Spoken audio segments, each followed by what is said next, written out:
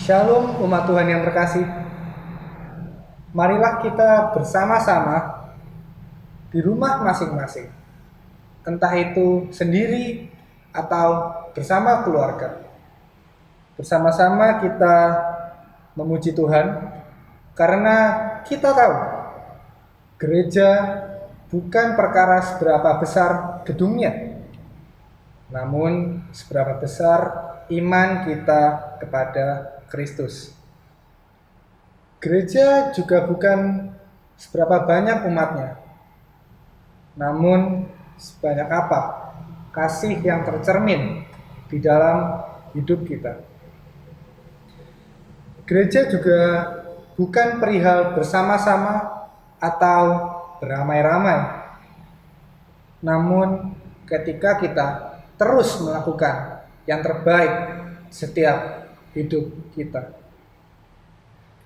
Marilah kita sebagai gereja Tuhan dimanapun kita berada, marilah kita bangkit berdiri dan pujikan dengan sukacita, kunyanyikan kasih setia Tuhan.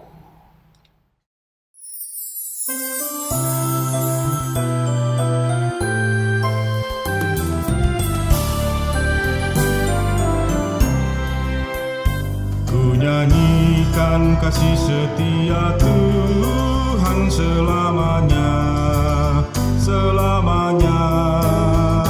Ku nyanyikan kasih setia Tuhan selamanya, ku nyanyikan selamanya.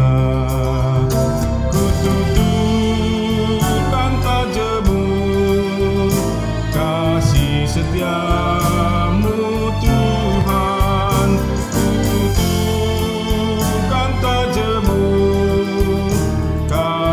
Setiamu turun-temurun, ku nyanyikan kasih setia Tuhan selamanya, selamanya.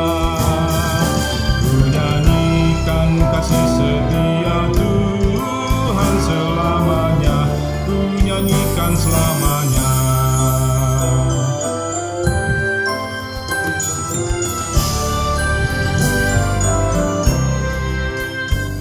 Nyanyikan kasih setia Tuhan selamanya, selamanya. Ku nyanyikan kasih setia Tuhan selamanya, ku nyanyikan selamanya. Ku tuturkan tajemu kasih setiamu Tuhan. Ku tuturkan tajemu kasih setiamu turun-temurun. Ku nyanyikan kasih setia Tuhan selamanya, selamanya. Ku nyanyikan kasih setia Tuhan selamanya, ku nyanyikan selamanya.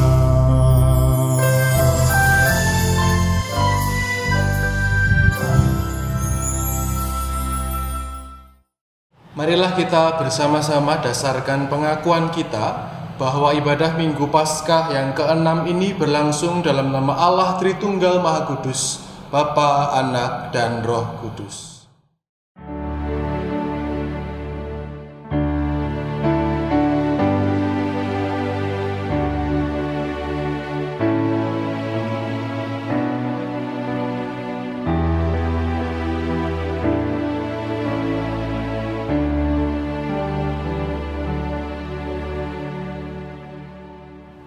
Damai Tuhan beserta saudara.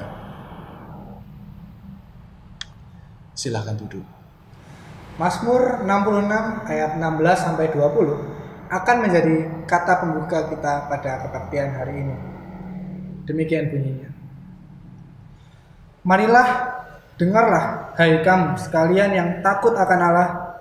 Aku hendak menceritakan apa yang dilakukannya terhadap diriku. Kepadanya aku telah berseru dengan mulutku. Kini dengan lidahku aku menyanyikan pujian. Seandainya ada niat jahat dalam hatiku, tentulah Tuhan tidak mau mendengar. Sesungguhnya Allah telah mendengar. Ia telah memperhatikan doa yang kuucapkan. Terpujilah Allah yang tidak menolak doaku dan tidak menjauhkan kasih setianya daripadaku.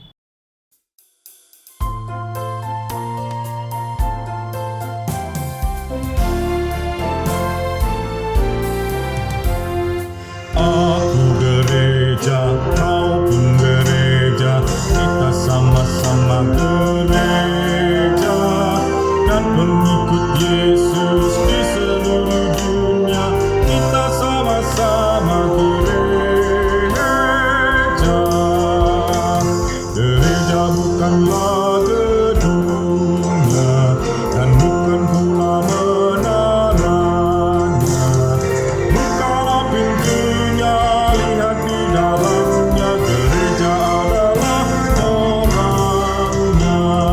Aku gereja, kau pun gereja, kita sama-sama gereja, dan pengikut Yesus di seluruh dunia, kita sama-sama gereja.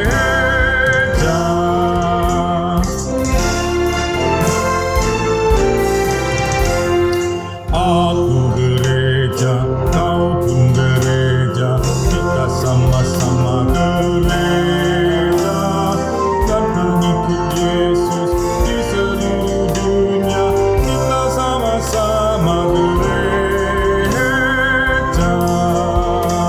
Berbagai macam manusia, terdiri dari bangsa-bangsa, lain bahasanya dan warna kulitnya, tempatnya pun berbeda juga. Aku gereja, kau pun gereja, kita sama-sama gereja, dan pengikut Yesus di seluruh dunia, kita sama-sama gereja.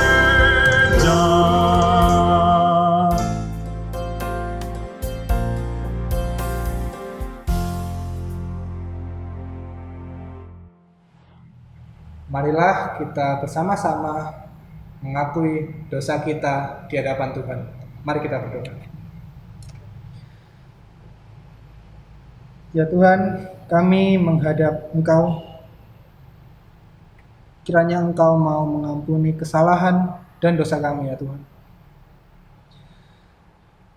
Jika selama ini kami tidak sadar akan kesalahan kami, bahkan mungkin sampai detik ini kami tak tahu, ajar kami menjadi umat-Mu yang mampu mengerti.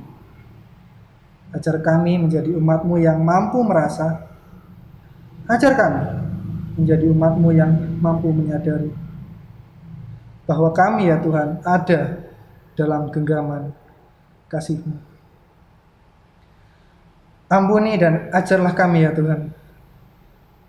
Dalam nama Tuhan Yesus kami memohon ampun.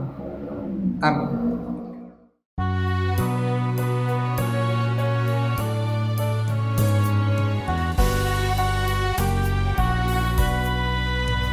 Gereja bagai bahtera di laut yang seram, mengarahkan haluannya ke pantai seberang. Mengamuklah samudera dan badai menderu.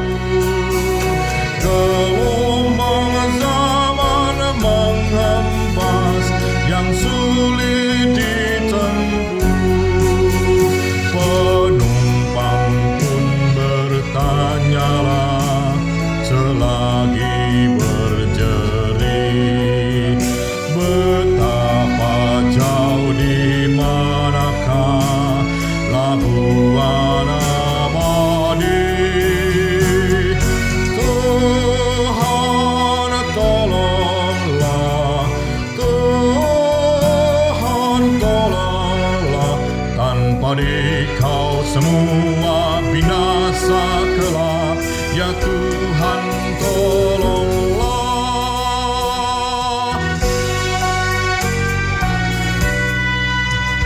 Gereja bagai bahtera, diatur awaknya. Setiap orang bekerja menurut tugasnya. Semua satu padulah, setia bertekun demi tujuan tunggalnya yang harus ditempuh. Roh Allah yang menyatukan, membina, membentuk di dalam kasih dan iman dan harap yang teguh. Tuhan tolonglah, Tuhan tolonglah, tanpa Dikau semua binasa kelak, ya Tuhan tolonglah.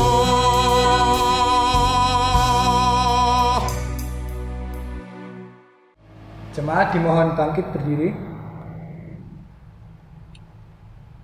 Berita anugerah Tuhan terambil dari Yesaya 1 ayat 16 sampai 18 yang berbunyi demikian.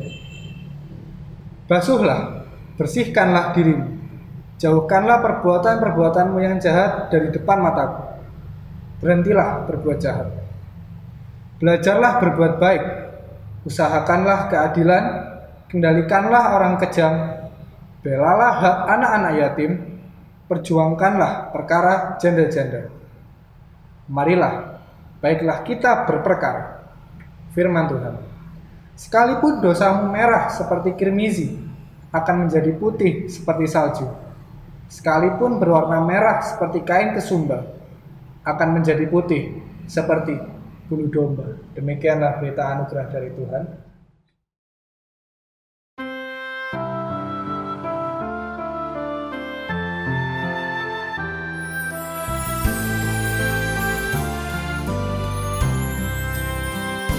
Ku heran Allah mau memberi rahmat-Nya padaku,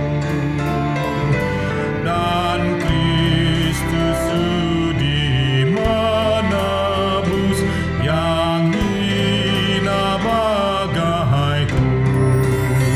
Namun ku tahu yang ku percaya, dan aku yakin kan kuasa-Nya. Ia menjaga yang kutaruhkan hingga harinya kelak.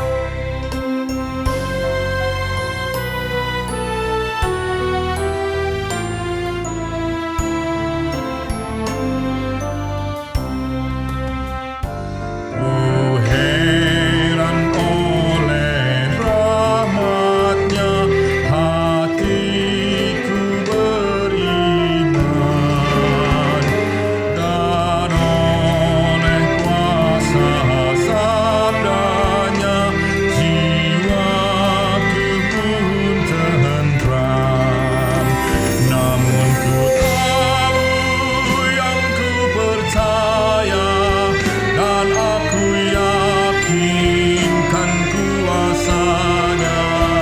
Ia menjaga yang kutaruhkan hingga harinya kelak.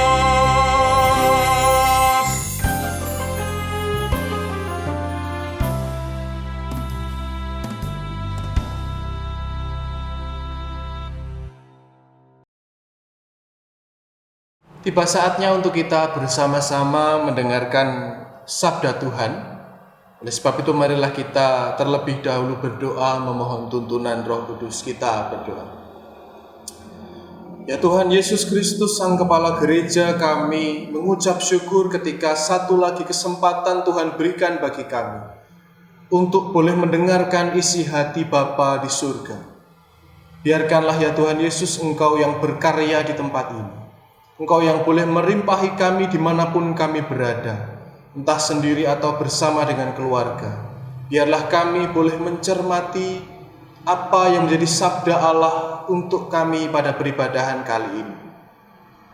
Ya Roh Kudus, pimpinlah kami, kuasailah kami, sehingga setiap apapun yang hendak kami dengarkan, biarlah itu boleh senantiasa menguatkan dan mengubahkan kehidupan kami.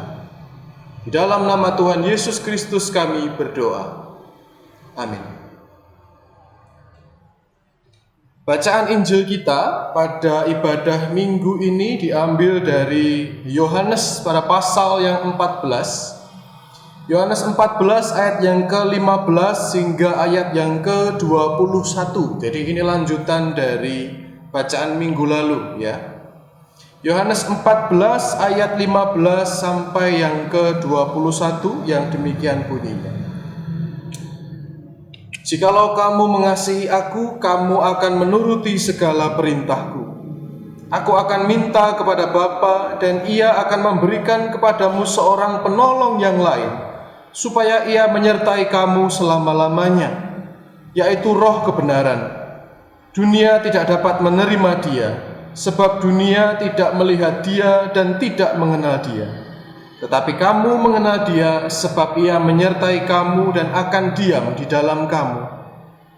Aku tidak akan meninggalkan kamu sebagai yatim piatu. Aku datang kembali kepadamu. Tinggal sesaat lagi dan dunia tidak akan melihat aku lagi. Tetapi kamu melihat aku, sebab aku hidup dan kamu pun akan hidup. Pada waktu itulah kamu akan tahu bahwa aku di dalam Bapa-Ku dan kamu di dalam aku dan aku di dalam kamu. Barang siapa memegang perintahku dan melakukannya, dialah yang mengasihi aku. Dan barang siapa mengasihi aku, ia akan dikasihi oleh Bapa-Ku, dan aku pun akan mengasihi dia dan akan menyatakan diriku kepadanya. Demikianlah Injil Yesus Kristus yang berbahagia setiap kita, yang boleh tekun dan setia membaca firman Tuhan dan yang memelihara dalam kehidupan sehari-hari.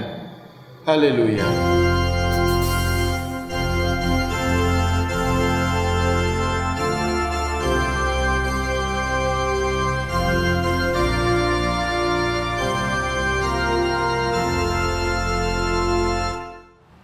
Shalom Ibu Bapak Saudara yang terkasih dalam Tuhan Yesus Kristus. Bagaimana kabarnya hari ini? Iya, puji Tuhan, dalam segala kondisi kita tetap memuji namanya. Dan saya berharap kita semua senantiasa ada dalam perlindungan, dalam pemeliharaan cinta kasih Tuhan Yesus Kristus. Pada saat ini kita akan merenungkan bersama-sama firman Tuhan dengan sebuah tema, yakni bergereja dalam kasih dan relasi. Ketika berbicara tentang relasi, saya teringat akan satu tokoh, yakni Aristoteles. Mungkin kita tahu namanya ya. Aristoteles ini adalah orang yang pertama kali mencetuskan sebuah istilah, yakni zoon politikon. Bahwasannya manusia itu makhluk yang bersosial, makhluk yang harus punya relasi dengan sesamanya gitu. Dan kalau kita berbicara tentang relasi, biasanya kita berharap bahwa relasi itu senantiasa terbangun dengan baik, saling menguatkan, saling menopang, saling mengikat begitu. Akan tetapi seringkali relasi itu justru menjadi relasi yang tidak baik. Karena apa? Karena relasi tidak lagi menjadi relasi yang tulus, akan tetapi menjadi sebuah relasi yang transaksional. Maksudnya apa transaksional? Iya, pada saat ini mindset kita atau gaya berpikir kita itu terbiasa bahwa apapun itu harus ada urusannya dengan untung dan rugi. Misalkan saja, aku mau tetap berkawan denganmu, aku mau tetap baik kepadamu asalkan kamu juga baik. Ada take and give, ada unsur aku memberi ini, kamu memberi ini. Aku mau begini asalkan begini. Aku mau melakukan sesuatu kalau aku juga mendapatkan imbalan, mendapatkan sesuatu. Dan memang itulah yang terjadi pada saat ini. Hubungan kita dengan keluarga. Saya teringat sewaktu kecil misalkan, saya paling suka kalau disuruh pergi ke warung beli sesuatu. Misalkan, tolong belikan kecap. Misalkan ibu saya memasak. Karena saya tahu entah nanti kembaliannya 200, 100 rupiah atau 500 rupiah itu nanti pasti ada kembaliannya. Nah, itu yang saya dapatkan dan itu membuat bahagia sekali. Hubungannya, relasinya itu menjadi sangat transaksional. Bahkan bukan hanya antar manusia, bisa jadi hubungan antara manusia dengan Tuhan pun itu juga bisa sangat transaksional. Kok bisa, Pak? Lo bisa. Misalkan begini, ada orang yang tiba-tiba begitu dekat sekali dengan Tuhan, melakukan segala sesuatunya pelayanan untuk Tuhan. Tetapi ternyata di balik semua itu dia sedang memimpikan sesuatu, sedang berharap atau menantikan sesuatu, dan dia berpikir kalau melakukan ini dan itu untuk Tuhan, Tuhan akan memberikan sesuatu. Atau mungkin kita pernah melakukannya, saya tidak tahu. Saya sendiri pernah. Saya jujur mengaku pernah. Akan tapi apakah firman Tuhan berkata demikian untuk setiap kita? Tidak, Bapak Ibu. Saya akan membacakan satu bagian firman Tuhan dalam bacaan kita, yakni dalam Yohanes 14 ayat yang ke-15, yang bunyinya demikian. Jikalau kamu mengasihi aku, kamu akan menuruti segala perintahku. Sekali lagi, jikalau kamu mengasihi aku, kamu akan menuruti segala perintahku. Ini adalah bagaimana Yesus mengajar murid-muridnya. Dan ini peristiwanya ada ketika malam-malam terakhir Yesus akan ditangkap dan akan menjalani Via Dolorosa. Yesus mengatakan, kamu akan melakukan perintahku jikalau kamu mengasihi aku. Kita melakukan segala tindakan yang baik, pelayanan apapun, itu motivasinya apa? Apakah memang karena kita mencintai Tuhan, atau jangan-jangan karena kita hanya ingin mendapatkan sesuatu? Itu transaksional dan itu tidak boleh. Saya ingat waktu saya mau ujian akhir sekolah waktu SMA gitu ya. Wah, itu deg-degan sekali. Jujur saya adalah orang yang sulit bangun pagi. Tapi ketika saya mau ujian akhir sekolah, saya tidak pernah absen dalam sebulan. Itu ikut doa pagi setiap hari di GKI Boyolali, gereja saya. Sampai orang-orang, Mas Nanda sekarang rajin doa pagi ikut ibunya gitu. Dalam hati saya, ketika saya berdoa setiap pagi, biarlah Tuhan juga mengabulkan doa saya. Saya nilai ujiannya bagus, dan saya boleh percaya diri mendaftar perguruan tinggi. Maksud saya demikian. Saya melakukan perintah Tuhan bukan karena saya mencintai Tuhan, tapi saya mencintai diri saya sendiri karena saya sedang punya sebuah keinginan, dan saya ingin keinginan itu terlaksanakan. Apakah gaya beriman seperti itu awet, Bapak Ibu Saudara sekalian? Tidak pernah awet. Percayalah, orang yang melayani Tuhan itu kalau motivasinya bukan karena mencintai Tuhan, akan cepat sekali menemui sebuah kelelahan dalam pelayanan. Bahkan istilahnya burnout, sudah kebakaran dan habis dan tidak ada lagi hasrat untuk pergi melayani Tuhan. Kenapa? Karena sebenarnya yang dilayani bukan Tuhan, akan tetapi motivasinya sendiri. Nah, tapi Yesus mengatakan, jikalau kamu mengasihi aku, engkau akan melakukan perintah-perintahku. Jadi ini sebuah ekstrim yang begitu luar biasa. Harus kita perhatikan, harus kita pertanyakan dalam diri kita. Apakah selama ini ketika kita melakukan sesuatu yang labelnya untuk Tuhan, itu benar-benar berdasarkan cinta kita kepada Tuhan, ataukah cinta kita kepada motivasi kita pribadi? Akan cepat lelah, Bapak Ibu Saudara sekalian. Akan cepat lelah. Karena itu bisa saja hinggap kepada siapapun, kepada saya, kepada ibu bapak saudara, bapak ibu saudara yang terkasih, kepada siapapun kita bisa menemui kelelahan itu dengan cepat. Oleh sebab itu, saya mau katakan, layanilah Tuhan dengan cinta kepadanya. Sekali lagi, layanilah Tuhan dengan cinta kepadanya. Itu tidak akan pernah membuat kita lelah. Kenapa demikian? Saya kalau boleh teringat, seorang ibu, mulai dari anaknya dari dalam kandungan, sampai lahir, sampai besar pun, seorang ibu melakukan apapun untuk anaknya, dia tidak akan pernah lelah dan menyerah. Kenapa? Karena dia melakukannya dengan satu alasan, karena mencintai. Ya, sekali lagi saya ingin mengatakan bahwa marilah kita melayani Tuhan dengan setia, karena memang kita mencintainya, bukan karena motivasi apapun. Bapak Ibu Saudara yang terkasih dalam Tuhan Yesus Kristus, teks kita pada hari ini itu adalah bagaimana bercerita Yesus dan murid-muridnya. Tepatnya Yesus akan masuk ke dalam jalan penderitaan dalam Yohanes 14 ini, akan masuk kepada Via Dolorosa. Dan pada saat ini di Minggu Paskah 6 ini, memang sebentar lagi kita akan merayakan kenaikan Tuhan Yesus ke surga.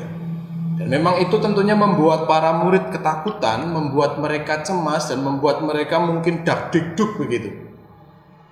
Oleh sebab itu Yesus berkata kepada setiap murid di ayatnya yang ke-16 yang demikian bunyinya, "Aku akan minta kepada Bapa dan Ia akan memberikan kepadamu seorang penolong yang lain, supaya Ia menyertai kamu selama-lamanya." Yesus menjanjikan bahwasanya Dia tidak akan pernah meninggalkan para murid, sebagaimana Dia tidak akan pernah meninggalkan kita sekalian. Yesus menjanjikan datangnya Sang Penolong. Sang Penolong itu dalam bahasa Yunaninya berasal dari kata parakletos, yang artinya bisa sang penolong, sang penopang, yang membantu, yang menyokong, konselor kita, apapun itu, yang membuat kita kuat, yang menemani kita sekalian. Kita tahu siapakah parakletos itu? Ya, tidak lain dan tidak bukan adalah Roh Kudus itu sendiri, yang menuntun setiap kita hingga detik ini sampai selama-lamanya. Akan tetapi sang parakletos itu, sang Roh Kudus itu, kita juga bisa bertanya, bagaimana cara Dia bekerja? Bagaimana cara Dia menyertai kehidupan kita semuanya? Kita harus mengingat bahwa teks Yohanes 14 ini itu ada setelah teks Yohanes 13. Sekali lagi, Yohanes 14 adalah lanjutan dari Yohanes 13. Kalau dalam awal bacaan kita, Yohanes 14 ayat yang ke-15 berkata demikian, "Jikalau kamu mengasihi aku, kamu akan menuruti segala perintahku." Perintah yang apa? Nah, kita bisa mendapatkan perintah apa itu dari perikop sebelumnya, dari pasal sebelumnya, yakni pasal yang ke-13, tepatnya ayat yang ke-34. Yohanes 13 ayat yang ke-34 yang berbunyi demikian, "Aku memberikan perintah baru kepada kamu, yaitu supaya kamu saling mengasihi. Sama seperti aku telah mengasihi kamu, demikian pula kamu harus saling mengasihi." Itulah perintah Yesus. Dan kalau memang demikian sang parakletos itu, kita mempertanyakan bagaimana cara Dia menyertai kita, bagaimana cara Dia mengasihi, menolong setiap kita, adalah sebenarnya ketika kita mempraktikkan perintah Yesus, yakni ketika kita saling menolong satu dengan yang lain. Disitulah kita tidak akan pernah merasa sendirian, kita tidak akan pernah merasa ditinggalkan, tidak akan pernah merasa bahwa derita ini adalah deritaku sendiri. Tetapi ini adalah bagaimana cara kita menghadapinya bersama-sama, karena kita adalah sang parakletos itu sendiri. Asalkan kita bisa melaksanakan perintah dari Tuhan kita Yesus Kristus, ya ini perintah baru untuk kita saling mengasihi satu dengan yang lain. Jadi parakletos itu konsepnya bukan kita menunggu sesuatu, Bukan kita menantikan sesuatu untuk datang menolong kita, tetapi justru kita yang harus mengawalinya menjadi parakletos itu sendiri, menjadi para penolong itu sendiri, sehingga orang lain merasakan kehadiran kita, orang lain merasa tertolong. Dan percayalah Bapak Ibu Saudara sekalian, kita pun juga akan mendapatkan pertolongan entah oleh siapapun, bagaimanapun caranya. Karena Roh Kudus itu bisa bekerja melalui siapa saja, melalui apa saja. Sehingga pada saat-saat ini, di masa pandemi COVID-19 ini, kita diajak bukan hanya untuk menantikan Sang Parakletos itu, bukan hanya diajak untuk menunggu datangnya pemulihan itu kapan. Aku sedang berduka, aku sedang bermasalah dengan pekerjaan, aku sedang bergumul dengan perekonomian. Konsep parakletos itu bukan kita menunggu sesuatu datang dari langit jeder, akan tetapi ketika kita memulainya sendiri, kita membagikan sesuatu, membagikan kasih kita kepada yang lain, disitulah Sang Parakletos itu akan benar-benar nyata di tengah-tengah kita masing-masing. Sehingga sekali lagi seperti renungan di Ngopeni Iman COVID ini, bukan waktunya kita menunggu atau berharap tentang pemulihan. Kitalah Sang Pemulih itu. Kitalah yang ditunggu, mungkin oleh tetangga kita, mungkin oleh teman-teman kita, entah segereja atau teman-teman kita dalam lingkungan pekerjaan. Jangan-jangan kitalah yang menjadi parakletos itu sendiri. Kitalah yang menjadi orang yang bisa menolong. Dan kalau kaitannya dengan gereja, karena tema kita adalah hidup bergereja itu harus dengan kasih dan dengan relasi. Loh, Mas Nanda atau Pak Nanda, bagaimana caranya wong kita tidak ketemu di gereja kok kita bisa bergereja dengan kasih? Ingat ya, konsep gereja bukan gedung. Gereja itu adalah Bapak, Ibu, Saudara, dan saya. Kita entah sekarang beribadah sendirian atau bersama dengan keluarga, kita adalah gereja-gereja Tuhan yang punya tugas menjadi parakletos, menjadi Sang Penolong itu sendiri. Dan haruslah kita melakukannya dengan penuh cinta kasih, bukan kepada diri kita, bukan kepada motivasi kita, tapi semata-mata kepada Tuhan. Itulah yang membuat kita punya kekuatan, punya energi, punya semangat, punya spirit untuk melakukan itu. Alasannya satu, karena kita mencintai Tuhan. Ingat ya, kalau mungkin ini ilustrasi mungkin mengingatkan kita. Pernahkah ingat betapa nikmatnya jatuh cinta? Waktu cinta itu berkobar-kobar dengan luar biasa.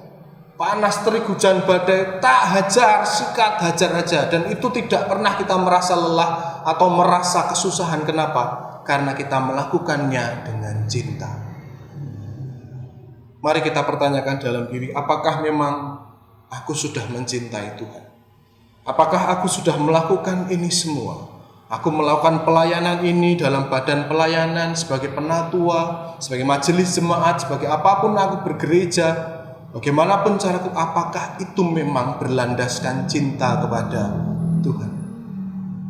Marilah kita temukan jawaban kita masing-masing dengan terus melanjutkan kehidupan, karena kita tahu Sang Parakletos itu akan datang menolong kita, yakni ketika kita semua berhasil untuk mengasihi satu dengan yang lain. Selamat melanjutkan kehidupan.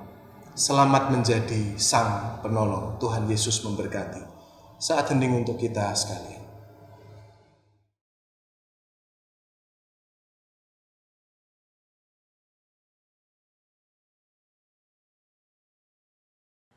Mari Bapak Ibu dan Saudara, kita berdiri.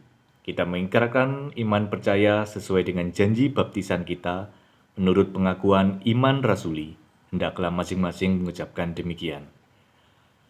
Aku percaya kepada Allah, Bapa yang Maha Kuasa, Khalik langit dan bumi, dan kepada Yesus Kristus, Anaknya yang tunggal Tuhan kita, yang digandung dari Roh Kudus, lahir dari anak darah Maria, yang menderita sengsara di bawah pemerintahan Pontius Pilatus, disalibkan, mati dan dikuburkan, turun dalam kerajaan maut. Pada hari yang ketiga, bangkit pula dari antara orang mati, naik surga, duduk di sebelah kanan Allah, Bapa yang Maha Kuasa. Dan dari sana ia akan datang untuk menghakimi orang yang hidup dan yang mati. Aku percaya kepada Roh Kudus, gereja yang kudus dan am, persekutuan orang kudus, pengampunan dosa, kebangkitan orang mati, dan hidup yang kekal. Marilah bersama-sama kita menaikkan syafaat kita kepada Tuhan. Kita berdoa. Ya Tuhan Yesus, Tuhan yang kami puji dan kami sembah atas segala karya dan kebaikan yang Tuhan berikan kepada setiap kami. Ajar kami ya Tuhan senantiasa percaya bahwa Engkaulah yang senantiasa menganugerahi kami dengan cinta dan kasih setia. Sehingga apapun yang kami lakukan, biarlah kami boleh melakukannya semata-mata karena kami mengasihi-Mu ya Tuhan. Ajar kami tidak bergantung kepadamu ketika kami hanya memiliki keinginan ataupun kebutuhan. Tetapi karena Engkau sudah memberikan bagian yang paling penting dan mendasar kepada setiap kami, yakni hidup yang kekal, keselamatan. Terima kasih ya Tuhan, terima kasih. Kami ingin berdoa untuk situasi pada saat ini. Biarkanlah Tuhan memberkati pemerintah, lembaga-lembaga, tenaga kesehatan, siapapun ya Tuhan yang terus bekerja, berusaha. Tuhan senantiasa memberikan mereka kesehatan, kekuatan, daya pikir yang jernih, supaya mereka boleh melakukan pekerjaan-pekerjaan mereka dengan baik. Dan kami juga berdoa untuk setiap kami yang terdampak dalam kondisi COVID-19 ini ya Tuhan. Untuk kami yang berjuang bersama dengan keluarga, dalam permasalahan perekonomian, dalam segala permasalahan rumah tangga kami, Tuhan, mampukanlah kami menjalani ini semua, karena kami percaya Tuhan tak pernah meninggalkan kami. Dan biarkanlah kami boleh beradaptasi sebagai gereja, sebagai pribadi, sebagai keluarga. Ajar kami ya Tuhan senantiasa mengupayakan yang terbaik. Inilah kami ya Tuhan, kami yang penuh dengan kelemahan dan keterbatasan. Kiranya Tuhan senantiasa melimpahi kami dengan kekuatan dan sukacita untuk menjalani ini semua. Inilah doa, seruan, dan pergumulan kami ya Tuhan, yang kami naikkan bersama-sama di dalam satu nama, Tuhan Yesus Kristus yang telah mengajar kami berdoa. Bapa kami yang di surga, dikuduskanlah namamu, datanglah kerajaan-Mu, jadilah kehendak-Mu di bumi seperti di surga. Berikanlah kami pada hari ini makanan kami yang secukupnya, dan ampunilah kami akan kesalahan kami, seperti kami juga mengampuni orang yang bersalah kepada kami. Dan janganlah membawa kami ke dalam pencobaan, tetapi lepaskanlah kami daripada yang jahat. Karena Engkaulah yang empunya kerajaan dan kuasa dan kemuliaan sampai selama-lamanya. Amin. Marilah kita mengucap syukur atas berkat yang telah Tuhan berikan kepada kita melalui persembahan kita yang didasari dari nats persembahan hari ini, yaitu 2 Korintus 9 ayat 7 yang dituliskan demikian. Hendaklah masing-masing memberikan menurut kerelaan hatinya, jangan dengan sedih hati atau karena paksaan. Sebab Allah mengasihi orang yang memberi dengan sukacita, dan Allah sanggup melimpahkan segala kasih karunia kepada kamu, supaya kamu senantiasa berkecukupan di dalam segala sesuatu dan malah berkelebihan di dalam berbagai kebajikan.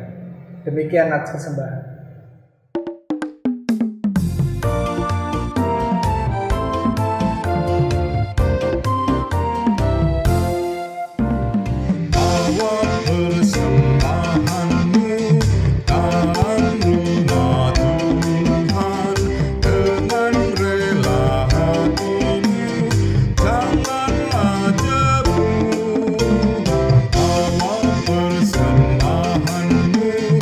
Awak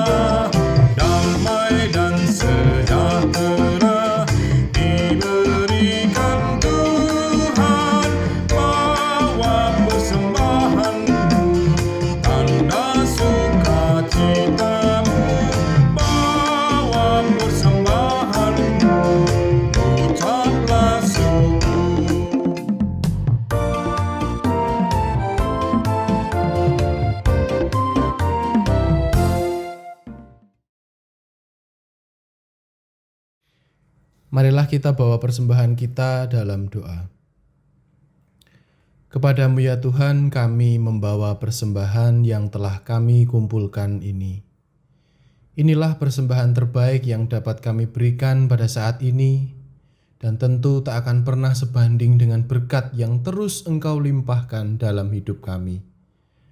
Berkenanlah kiranya Engkau menerimanya, sehingga dapat dikelola oleh gerejamu untuk terus menjadi berkat bagi dunia, menjadi penolong bagi siapapun yang sedang memerlukannya. Di dalam Kristus Yesus kami berdoa. Amin.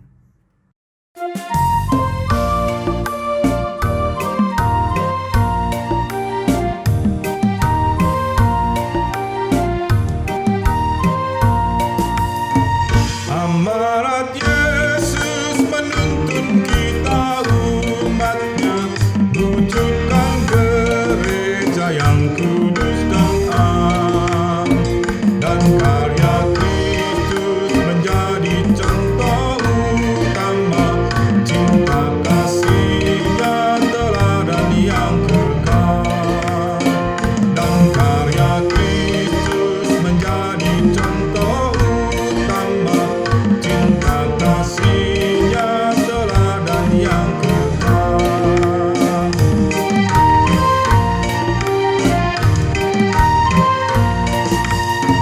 Marilah kita bersatu bergandeng tangan, dipandu Kristus Gembala yang benar, menata kasih untuk benih persatuan saat dunia dalam pergumulan, menata kasih untuk benih persatuan saat dunia dalam pergumulan.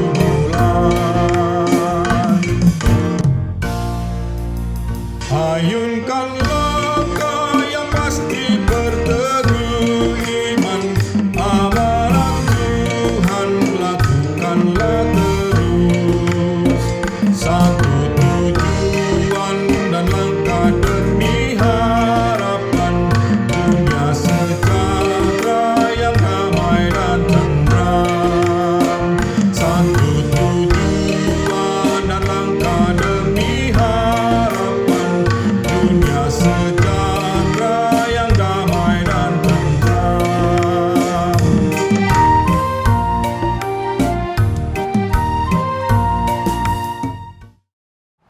Kini bersama-sama arahkanlah hatimu kepada Tuhan. Jadilah saksi Kristus, terpujilah Tuhan. Marilah bersama-sama kita menerima berkat dari Tuhan. Kiranya kasih Tuhan Yesus Kristus Sang Kepala Gereja melegakan dan menentramkan hidup kita, dan tuntunan kasih dari Roh Kudus senantiasa menyadarkan kita bahwa kita adalah gereja-gereja Tuhan, dan biarlah hikmat dan cinta kasih Bapa di surga melimpahi kita dengan rahmat dan cintanya. Kiranya kasih Allah Tritunggal Maha Kudus, Bapa, Anak, dan Roh Kudus beserta dengan kita kini dan selama-lamanya. Haleluya. Amin.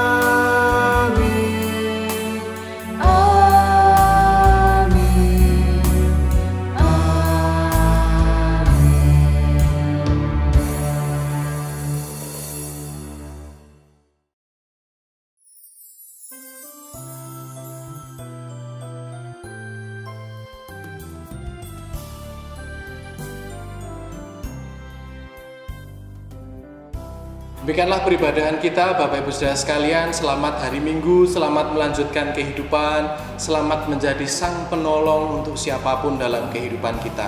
Tuhan memberkati, sampai jumpa dalam peribadahan selanjutnya. Shalom.